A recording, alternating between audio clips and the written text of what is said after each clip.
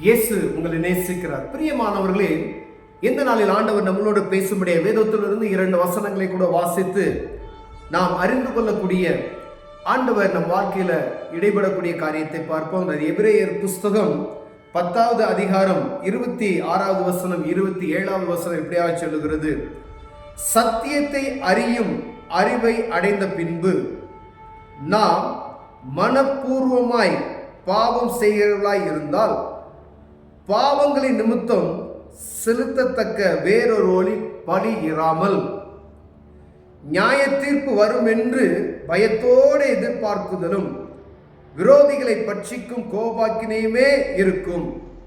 பிரியமானவர்களே, சத்தியத்தை அறிந்த பின்பு, இரட்சிப்பின் அனுபவத்தை ஒரு மனிதன் பெற்ற பின்பு மனப்பூர்வமாய் பாவம் செய்கிறவர்களாய் இருந்தால், அதாவது இயேசுவே சொந்த இரட்சகரை ஏற்றுக்கொண்டு அந்த விசுவாசத்தை உறுதியில் அவர் நிலைத்து நின்று பிற்பாடு ஒரு பாவத்தை அறிந்து செய்கிற பாவம் இருக்கு, அறியாமல் செய்கிற பாவம் இருக்கு. தெரியாம ஒரு சின்ன காரியத்தை பண்ணிடுறோம், அது வேறு. ஆனா இது மனப்பூர்வமாய் செய்யக்கூடிய ஒரு பாவம் என்று போட்டு படித்திருக்கு. இப்ப ஆண்டவருக்கு விருப்பமில்லாத மனப்பூர்வமா ஒரு மனிதன், ரட்சிக்கப்பட்ட ஒரு மனிதன், சத்தியத்தை அறிந்து கொண்ட ஒரு மனிதன், சத்தியத்தை அந்த அறிவை பெற்றிருக்கிற ஒரு மனிதன் அப்படி செஞ்சா அதுக்கு பலி இல்லை அப்படின்னு சொல்லி போட்டிருக்காரு.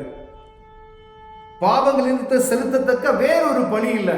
ஏன்னா நமக்காக சிந்தப்பட்ட ஆண்டவருடைய கிறிஸ்துவினுடைய ரத்தம் தான் நம்முடைய பாவங்களை கல்வி சுத்திகரித்து புதிய மனிதனாய் நம்மை உருவாக்கி இருக்கிறது. பிரியமானவர்களே, அப்படி இருக்கும் பொழுது மீண்டுமாய் மனப்பூர்வமாய் தைரியமாய், அதாவது துணிச்சல் உள்ள இறுதியும் சொல்லுவாங்க பாருங்களேன், கடவுள் பயமற்று அப்படின்றது தான் அந்த மனிதன். ஒருவேளை ரட்சிக்கப்பட்ட அனுபவம் நிறைந்தவர்களுக்கு அப்படிப்பட்ட பயம் வராது, ஏன்னா அந்த மாதிரி ஒரு சூழ்நிலை வராது. ஆனா அவர்களுக்காகத்தான் எழுதப்படி சத்தியத்தை அறிந்தவர்கள் மனப்பூர்வமாய் செய்கிற அந்த பாவத்தின் நிமித்தம் அவங்களுக்கு வேற பலி இல்லை, நியாய தீர்ப்பு வரும் என்று பயத்தோடு எதிர்பார்க்கும்.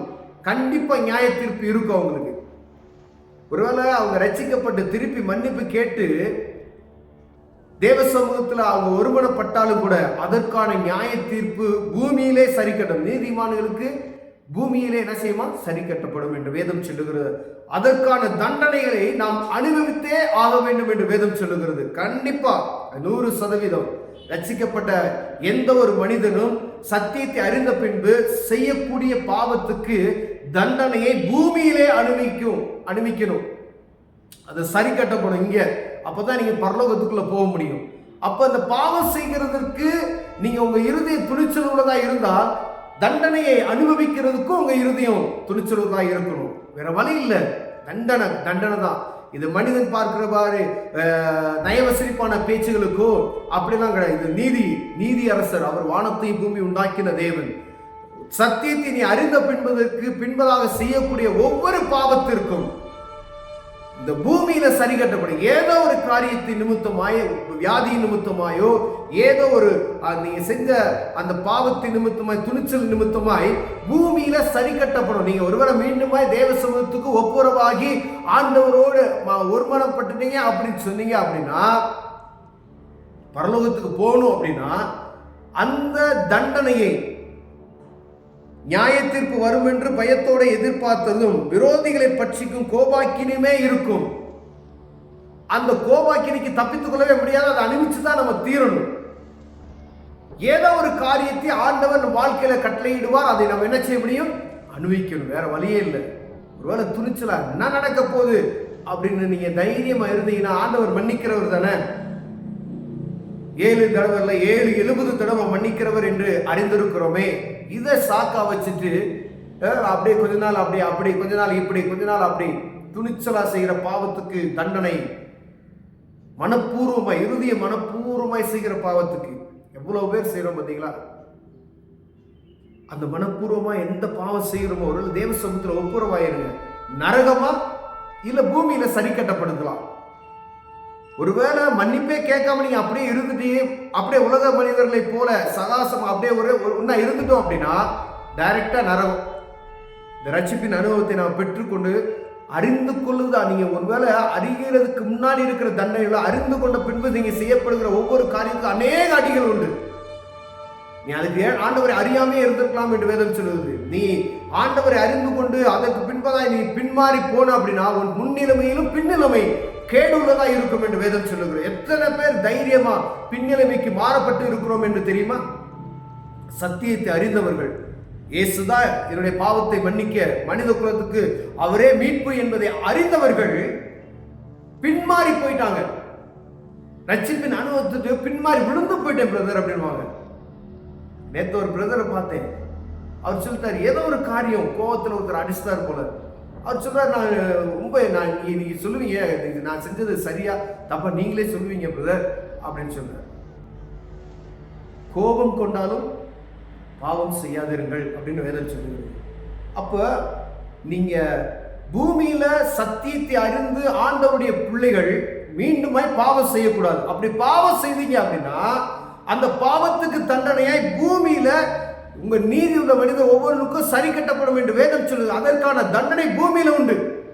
அது நல்ல மைண்ட்ல வச்சுக்கணும். நீங்க நானா இருந்தாலும் சரி, நீங்களாம் சரி, பார்த்து கொண்டு இருக்கிற அன்பு சகோதரனே, யாராக இருந்த சகோதரியே, ஆண்டவரை அறிந்து கொண்டு அது சத்தியத்தை அறிந்து கொண்டு துணிச்சலோடு மனப்பூர்வமாய் ஒரு பாவத்தை நீங்கள் செய்வீர்களானால் அதற்கான தண்டனை பூமியில இந்த நியாய தீர்ப்பின் கோபாக்கினை இங்கு வரும். அதை அனுபவிக்கிறோம். அதை அனுபவிச்சு தீர்ந்த பிறகுதான் மரணம் ஒன்று வரும். அதுக்கப்புறம் நீங்க பரலோகத்துக்கு போக முடியும். ஒருவேளை அந்த தண்டனை நீங்க இங்க அனுபவிக்காம விட்டுட்டோம்னா அப்படின்னா மன்னிப்பு திருப்பி பாவ மன்னிப்பு நிச்சயத்துக்கு போறதில்லை. அப்படின்னா மன்னிப்பே திருப்பி ஆண்டவர் சமூகத்தில் அந்த மனத்து இருதயம் படைத்தவராக இருந்து விட்டோம். திருப்பி இயேசு கிறிஸ்துவின் மன்னிப்பு நம்ம கேட்கல. அப்ப டைரக்டா நரகத்துக்கு தள்ளப்படுவோம். பிரியமானவர்களே, இந்த மறுவாழ்வு ஒன்று உண்டு என்பதை நம்ம அறிந்திருந்தோம், அசதியா இருந்தோம் அப்படின்னா ரொம்ப கவனமா இருக்கணும். ஆண்டவருடைய கோபாக்கினை மீண்டும் மீண்டும் நம்ம மீது வரும். பிரியமானவர்களே, கர்த்தரை அறிந்து கொண்ட ஒவ்வொரு பிள்ளைகளும் ரொம்ப ஜாக்கிரதையா இருக்கும். முன்னில் மேல் நடக்கிற இருபுறம் கருப்புள்ள பட்டயம் என்று வேதம், இருபுற கருப்புள்ள பட்டயம் வசனம், ரெண்டு பக்கம் கருப்புள்ள பட்டயம். கத்தி மேல நடக்கிற வாழ்க்கை தான். அவ்வளவு கவனமா நடக்கணும். நீங்க ஏதாவது ஒரு சின்ன காரியம் தான் உங்களை தான் குற்றம் படிப்பான், நம்மள தான் குற்றம் படிப்பான். எந்த இடத்துல நிக்கணும், நிக்க கூடாத இடத்துல நிக்க கூடாது, போகக்கூடாத இடத்துல போகக்கூடாது. கவனமா இருக்கும்படி ஆண்டவர் உங்களோட என்னோட பேசுகிறார். பிரியமானவரே, சத்தியத்தை அறிந்த பின்பு ஒருவேளை தவறு செய்தீர்கள் அப்படின்னா தேவ சமூகத்தில் ஒப்புரவாகி மன்னிப்பு கேளுங்க. ஆண்டவர்களை ஆசீர்வதிப்பார். கண்களை மூடுவோம். அன்பின் தகப்பனே, ஆண்டவரே அப்பா, அநேக நேரங்களில் மாம்சம் எங்களை தலை தூக்கி பாவத்தின் வழியாய் ஊடுருவ செய்கிறது. ஆண்டவரை எங்களை மன்னிச்சிருங்க ஆண்டவரை. அப்படிப்பட்டதான காரியத்துல ஒருவேளை ஆண்டவரே அப்பா, ஆண்டவரை சத்தியத்தை அறிந்து கொண்டு மீண்டுமாய் தவறு செய்தோம்னா ஒரு விஷயம் மன்னித்து ஆண்டவரே அந்த நித்தியத்துக்குள் போவதற்கு எங்களுக்கு கிருபையாக நான் ஜெபிக்கிறேன். இயேசுவின் நாமத்தில் பிதாவே, ஆமென்.